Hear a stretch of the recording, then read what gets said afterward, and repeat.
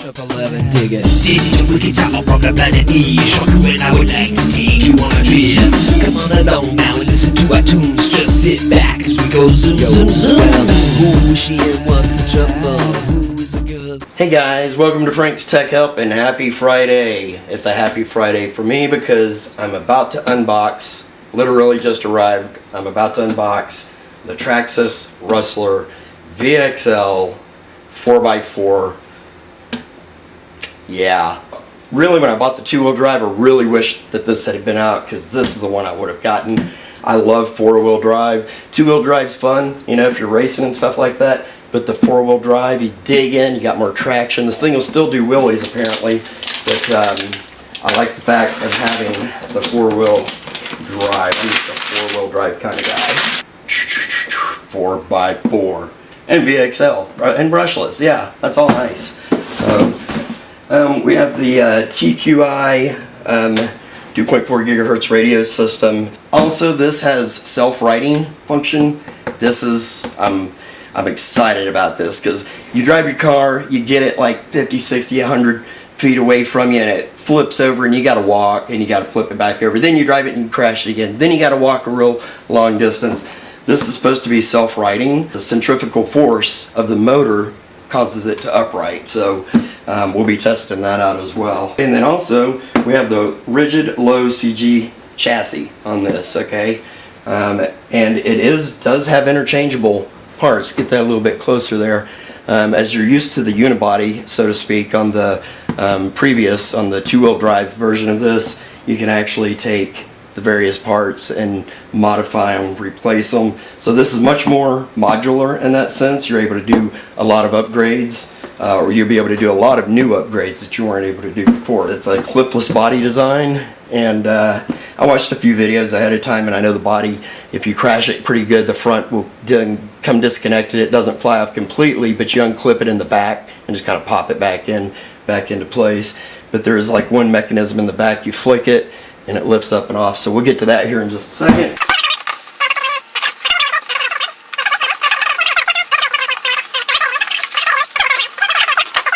So from what I understand, this one is supposed to have a lot of upgrade capability. They've completely redesigned the bottom of the body for this model, for the 4x4. It's supposed to be a lot more rugged. I've watched other videos on YouTube, people bashing the crap out of these things, and they're hard to break apparently. I have seen a couple of, you know, the top usually pops off and you have to reseat it. I've seen people break a shock, whatever, in other videos. You've probably seen it as well. So, but on the overall, I think they've really upgraded the design. Granted, who am I to say? I just got this thing, but I'm going to find out as well. So I've had minimal issues with my original Traxxas, the Rustler VXL two-wheel rear-wheel drive vehicle. The main thing is I've worn out the back tires on that one, and I did pop the little base off one of the shocks right here. Get a little close-up of that right there. There's this little piece that flexes right there, and it's supposed to hold the shock kind of in place, and I lost one of those, and I was able to replace it. I made something, I got a lens cap or something, a micro lens cap, and put it in there and fixed it. So just keep an eye on that, because that was the first thing to go for me the first time. Hey guys, so I just wanted to interject here real quick. I haven't even made it outside with the car to test drive it yet. I mentioned earlier about the base line of these shocks, how it has a split in it, and on the original two-wheel drive Traxxas Rustler VXL that I reviewed, I lost this part. I hit a bump, it popped off within like the first 5 minutes, and I never found it. So I was able to repair it with like a cap, but this is the new four-wheel drive, and I just wanted to show you the little mod that I did. I simply took a piece of black duct tape and some super glue and attached it and simply covered up the split. I put a dot of super glue on one side, put a little dot on the other side, cut a tiny strip of duct tape, and bridge that gap. So even now, if this shock pops up, if it's too loose or you hit a jump or whatever, it's not going to pop off because it has that covering the gap now. Yeah, but this seems really rugged on the overall, so let's kind of dig into it here. So underneath, on the back, we have a latch right here. Let me zoom in a little bit for you guys. So we have the latch on the back right here. Flick it to the side, lift up towards the back, lift it back like, push down, like lift it back like that, and then you can lift up the back of the vehicle. So just lift up, pull back like that, plastics in it, slide off. Now this is the tricky thing about putting this cap back on. Let me see if I can get a good view here. On the front of this, the lip of the nose has to go up under this. And here's the little lip part. So that goes down into that slot. And the first few times you really have to push down to get it to line up. It's hard to get the lid to actually go on. See if I can get that in the light. But you really have to push down on the front. And once you see that it's aligned, come to the back here, put the body over the edge, push down, lock that into place like that, and you're good to go. Alright, so taking a look under the hood here, this is a completely different, redesigned actually, compared to the two-wheel drive, rear-wheel drive version of this. Your ESC is in a different location, the motor's set up differently. The battery compartment, it looks a little beefier. Looks like a good design there as far as that. This slides out, you just pop it open, so it's a quick release design. Pops down once you lock it in, like that right there. It's locked in, and you can use the humpback or the LiPo batteries in this as well. So I like this. This is a good upgrade compared to having to use that clip design from the previous model. So it's amazing that you go from a two-wheel drive model to a four-wheel drive model, but everything is completely different. So I mean, this looks like a really nice design. It's very beefy. It looks like there's going to be a lot of modifications that you can do to it. Looking at the bottom of the body, these parts are all interchangeable. You can upgrade, change everything. And so from what I understand, this is fairly indestructible. You know, I watched quite a few videos, bashing videos on this before I purchased it myself and to do this review. So man, people have crashed them, they've flown them, they've done all kinds of crazy stuff with them, and they survive. So this is a much better design than the previous Traxxas. They've really upped the game, I think, as far as this goes, because you have all this functionality. The lower chassis as well maintains a lower center of gravity. So granted, you know, if you're jumping and stuff, you might ground out more in general as far as that goes, but this is pretty heavy duty right here. So you can see by that. So it looks like it's really built to take some punishment as far as that goes on the overall. Alright, so I decided to break out the Traxxas Rustler VXL two-wheel drive model, just so we can kind of do some face-to-face comparisons on how the design has changed and everything. Right off the bat, I can see that the motor placement is different, the ESC, pretty much everything is completely redesigned. New battery connector on this unit. Shocks look about the same. Actually, the new shocks look a little more beefy, thicker compared to the regular VXL Traxxas, so the two-wheel drive. So that's a nice improvement.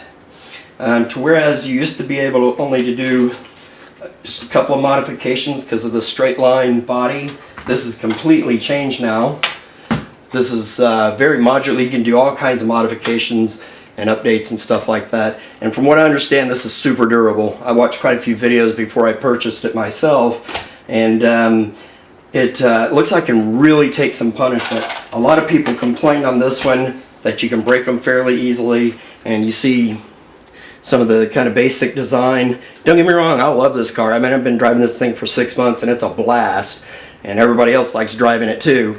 So, you know, if you're trying to debate, you know, now that the four-wheel is out, for the money, I'm going for the four-wheel, because that's just me. Some people like the two-wheel drive, take on the wheelies and stuff, and, you know, get some good high-speed runs just based on the rear drive of that back motor. As you can see from the front there, everything's pretty chunky, beefy. As far as the bottom suspension arms, they are a slightly cut out different design, but they do feel really heavy duty as far as that. But you can upgrade all of this as far as, you know, anything breaks, have to replace any parts. This is going to be very customizable, I think, as far as future use goes.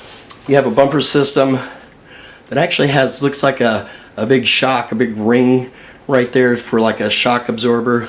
Let's see if I can get that in the right light for you. Right here. So it's supposed to absorb impacts better, I think, so when it gets hit like that. Same thing on the back design. This does come with a built-in wheelie bar. as opposed to the previous model where I had to install it myself. And this looks about the same type of shock system, so if it hits the ground. So this is probably going to help. I mean, when I first saw this, I thought it was kind of flimsy. I was like, what's that going to do? But now that I see it in person and I'm, push on it, if the vehicle lands on its tail end, this is going to give some flexibility, and hopefully it won't break off too easily. But I think it's supposed to help as a shock absorber. It's what it looks like by the design. It's going to be interesting. I'm so excited, man. This is a totally new design, and there's a lot of people out there that bag on Traxxas. Why'd you get a Traxxas? Why not get an Arma? Get this, get that, Well, I got it because I liked it, When I first saw the design, this is my entry level to 1/10, high speed. Before that was the HBX Dune Thunder or whatever, the 1/12 scale. So this was my introduction to the bigger RC cars. This is my upgrade. Yeah, I thought about Arma, I thought about some of the other vehicles that people kept telling me to check out there. But when the 4x4 of this came out and I saw how beefy and how modular, as far as the durability, people have beat the crap out of this thing and it keeps going. Alright, I guess it's time to put a battery in this bad boy and take it outside and let's, it's time to play.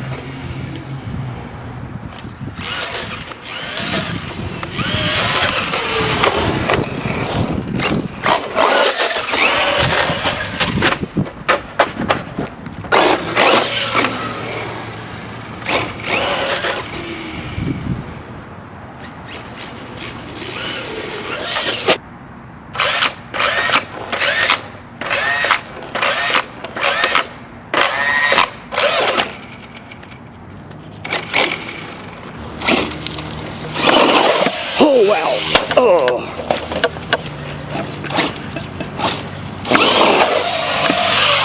Ooh. That's probably good 8 or 10 feet.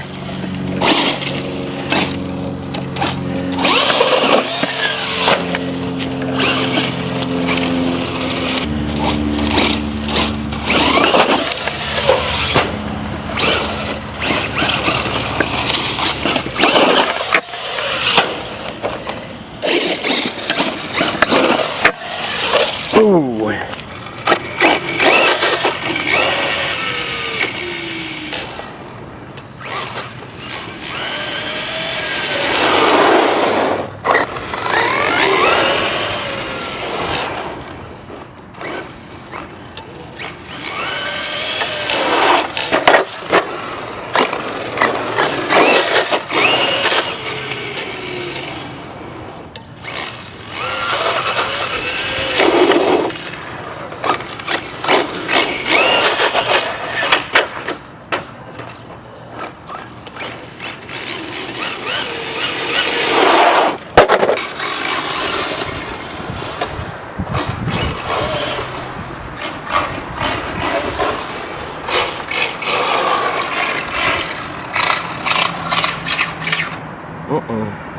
Alright guys, so here we are back with the Traxxas Rustler 4x4 VXL, and running officially. I've been running this probably 4 or 5 days really hard. You can see, driving it up trees, all kinds of crazy stuff. Not nearly as crazy as some of the other videos I've seen out there where people are just doing these huge jumps and just getting outrageous with it. But I think the tree climbing might have been a little much on it. I ended up almost stripping the rear differential gear or spur gear, whatever, in the back here. So I'm going to pop the cover off here and let you guys take a look at the wear on this. Alright, so I've removed the four screws actually. There are 3 that run along the back of the top differential cover and 1 that runs down in the side back there. And then once you've taken those out, you can just lift this back up. Get that in the light, but you can see, yes, that this rear drive spur drive gear is completely stripped. It is made of plastic, and the motor gear head, I don't know, I don't think you're really going to be able to see that too well in this video, but it has fairly well worn this down. Okay, so earlier in the video when I was having the slippage issues, the rear differential mount kind of slipped out of place. That only affected the front wheel drive primarily as far as that part right there goes. But I think the fact that this was a little bit loose, or it got dislodged while I was doing tree jumping or whatever, you know, hardcore, whatever it was, it dislodged this a little bit, and it actually started stripping this down. And then when I came back in to tighten this, to adjust it, once I noticed it was loose, it just kind of accelerated the situation. I was able to adjust it in a little bit, and it ran great for a bit. Then I had to come back and adjust it in just a little bit more to get a little more out of it. And so it's fairly well stripped at this point. So, you know, to me, this is kind of a design flaw. You've got all this metal and aluminum, everything's pretty badass, you know, and then you've got this piece of plastic that's just going to strip down. So, you know, granted, you know, you got to buy parts. This is always going to be something you're going to be upgrading and working with in the future. So, I guess that's going to be my next video, is doing that. I think in the long run, I'm absolutely going to love this vehicle. You know, with the exception of the rear differential gear, spur, pinion gear, whatever you want to call it back there, being plastic. That's kind of, in my opinion, kind of a little bit of a, you know, kind of a setup, like, okay, you're going to wear this out really quick, so now you can upgrade to a metal one or whatever. So, you know, it is what it is. But granted, keep in mind, I've done some pretty hardcore driving. Granted, the street runs and stuff that you saw in my video and driving through the grass, that was nothing. Driving up the side of the tree, that was crazy, man. I've never done that before, and that's pretty hardcore. And, you know, but even with that, that still should not have burned out that rear gear. So I'm kind of disappointed about that. But on the overall, I do think that this is a keeper for the long term. And as with most RC cars, you can always expect some type of repair or modification or upgrade. But the axles have all held out really well. I'm really happy because on the first version of this vehicle, almost immediately my rear axle, you know, on the side kind of popped out of the U-joint or the universal clip there. I was able to get it put back in. So far, no troubles out of this whatsoever. It is a lot beefier than the previous model. I've crashed it and landed it, and the bumpers are still intact, although one of my tail lights got disconnected there that I hooked up. And the front, everything is still good, with the exception, as I mentioned, of the rear drive gear. Alright guys, that's it. I hope this video, review, road test, everything helped you out. And as always, thanks for watching Frank's Tech Help. Peace. Planet E, shocking, I would like to take you on a trip. Come on along now and listen to our tunes. Just sit back as we go zoom, zoom, zoom. Who she and what